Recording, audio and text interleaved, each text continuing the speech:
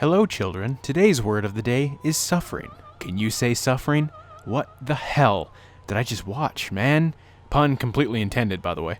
JIGOKU, also known as The Sinners of Hell, is a Japanese flick from 1960 and oh man, I don't even know where I'm supposed to start with this one. I've had this one on my radar for quite some time, just based solely on the screenshots of the movie I've seen. I mean, if you Google image search JIGOKU and aren't immediately intrigued by what pops up, then you just ain't living. I guess I'll start with the plot, because it's about the easiest part about trying to explain this movie. Two college students are out for a drive when the driver accidentally smashes into a drunk on the road and kills him.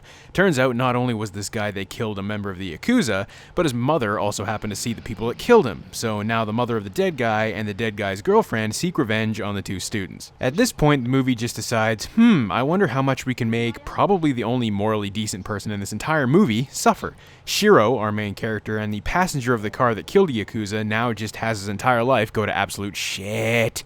Guilt takes him over, and he decides to turn himself into the police. His girlfriend joins him, and immediately the taxi they're in crashes and she dies. I do love, though, how the taxi bumps into the pole and looks totally fine, and then after the cutaway, it looks like the damn thing rolled like 50 fucking times.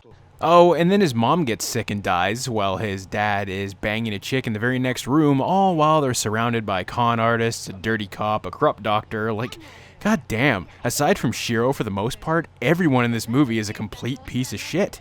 The first hour of JIGOKU is very slow and kind of boring for the most part. It's mostly a build-up to what this movie is really infamous for. The Sinners of Hell isn't just a fancy title. Eventually, everyone dies. Literally fucking everyone, and they all go to hell, and this is where the movie kicks off. Honestly, at this point, I was just taking notes that turned from sentences into holy shit, what the fuck is happening, holy fuck, etc., because I had no idea how to describe what I was watching. Shiro and basically everyone he ever knew is now in hell, and now it's like an acid trip or something. Everything has a dreamlike, surreal quality to it, and it's just a massive assault on your senses.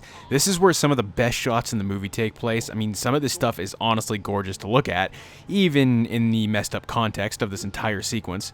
People getting spikes through them, people being forced to suffer from thirst, and then being forced to drink pussy shit water, people getting sawed in half, people getting their eyes ripped out, people getting fucking flayed alive, like holy shit, man. The effects themselves are fairly tame. I mean, by today's standards, we've seen much worse, but when you have to keep in mind, this movie came out in 1960. This kind of stuff was not common back then. I mean, remember the uproar Night of the Living Dead caused because of its gore?